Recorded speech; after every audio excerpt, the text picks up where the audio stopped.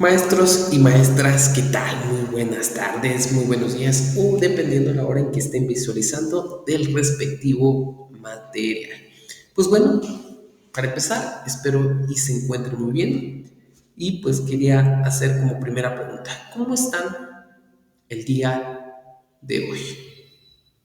Quiero que piensen y se describan cómo se sienten, qué es lo que sienten en este instante, qué es lo que harían, qué les motiva en este instante a hacer, que les llama la atención basado a este aspecto para poder vincularlo, ¿no? O sea, poder expresarlo. ¿Cómo se identifican el día de hoy?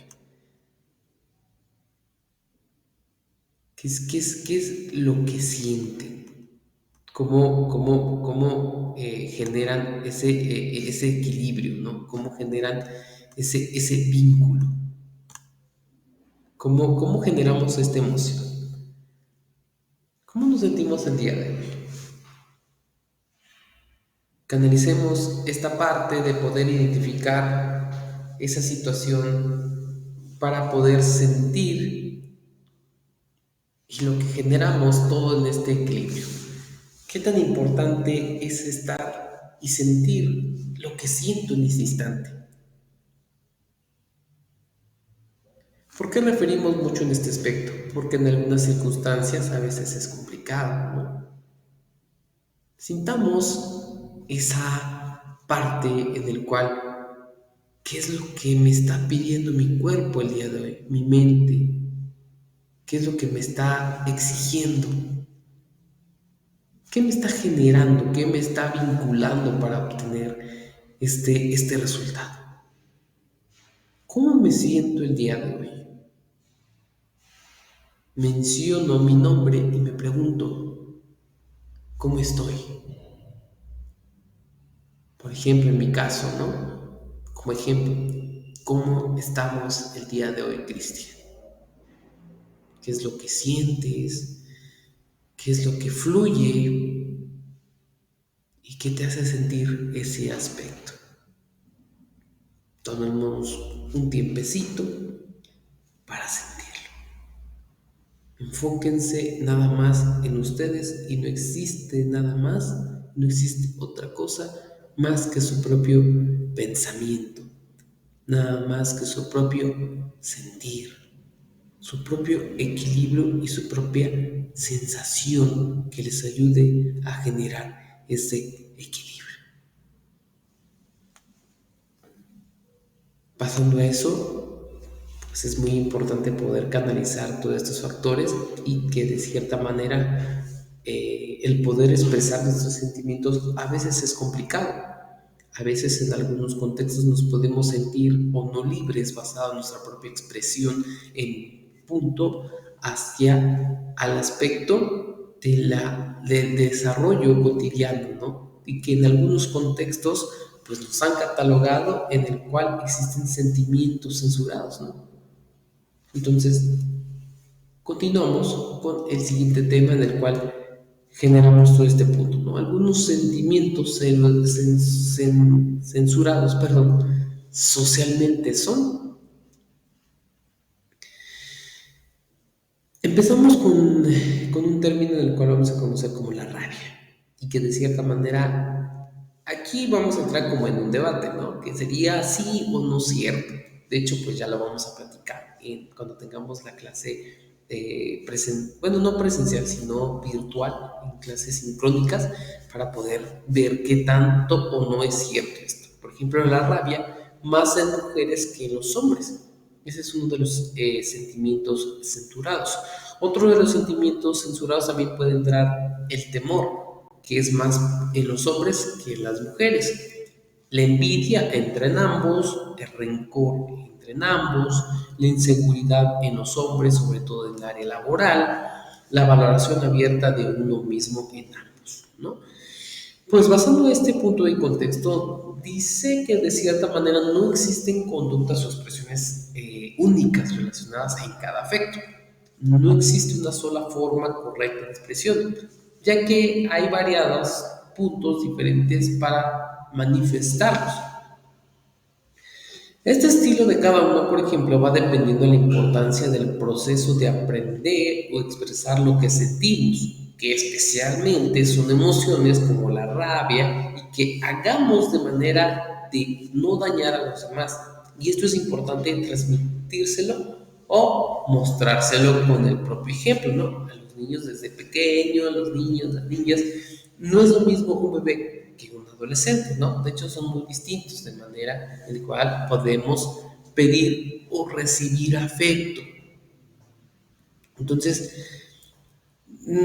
bajamos basado por este punto, es donde en algunos sentimientos han sido censurados por el tipo de comportamiento, por el tipo de contexto en el cual se va desenvolviendo y genera estas actitudes que en algunos puntos pueden molestar, ¿no? Por ejemplo, si cada vez que un hijo nuestro hace algo que no nos gusta y no nos sentimos enojados, y frente a esta situación le decimos, eres un tonto, como no aprendes, el niño terminará por creer que es un tonto y el que no es valorado por sus padres, ¿no?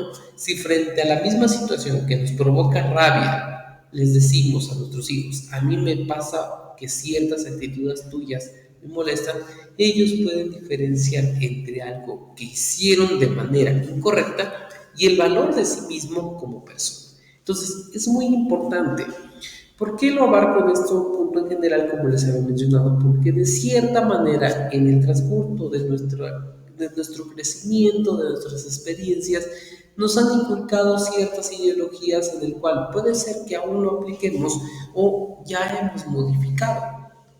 Modificado porque relativamente en este contexto lleva al poder generar un punto en donde pues no vamos a cambiarlo, si no es nuestra propia personalidad, pero sí hemos modificado ciertas situaciones por la evolución constante que hemos tenido y que de cierta manera a veces aceptamos ese cambio o esa modificación.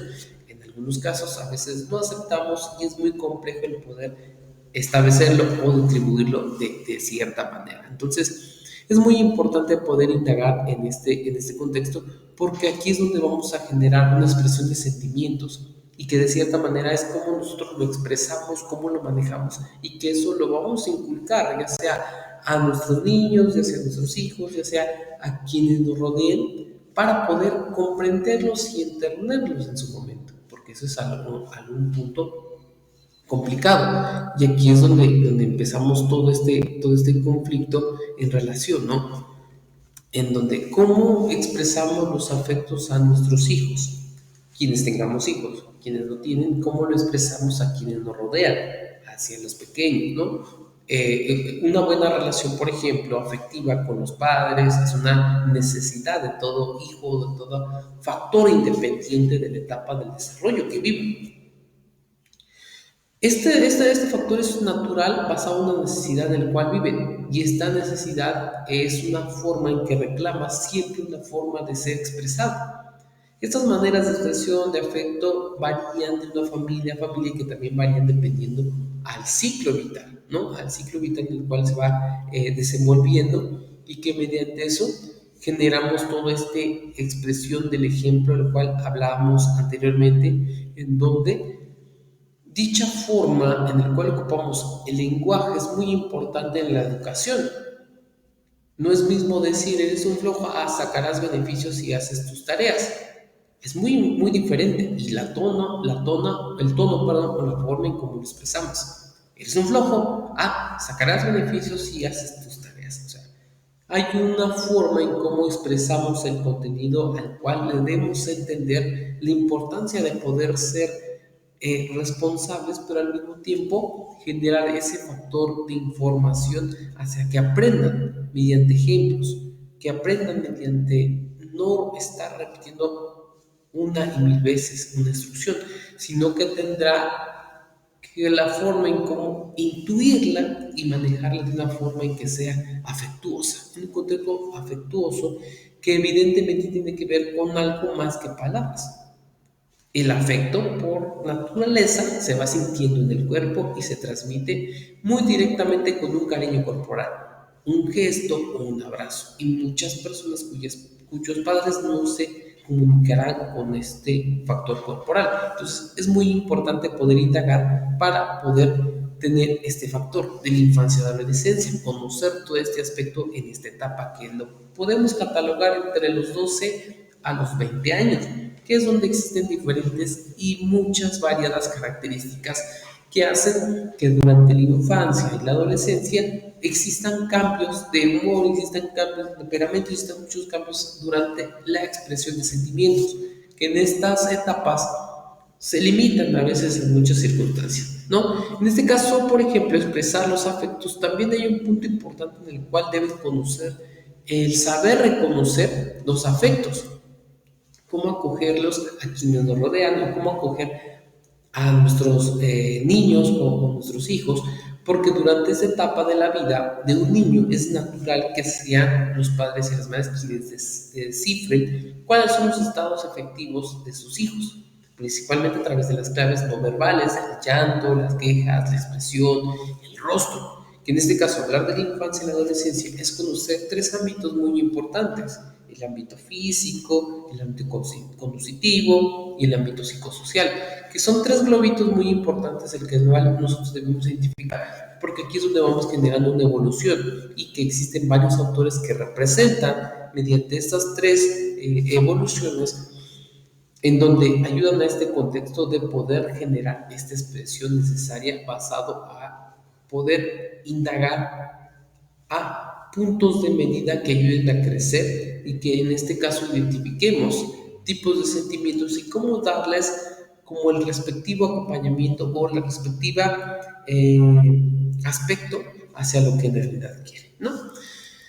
Pues bueno, vamos a seguir practicando esto en las siguientes clases sincrónicas, pues ahorita solo es como introducciones y pues de cierta manera pues ya va a existir una mayor comunicación e interacción basado a estos temas.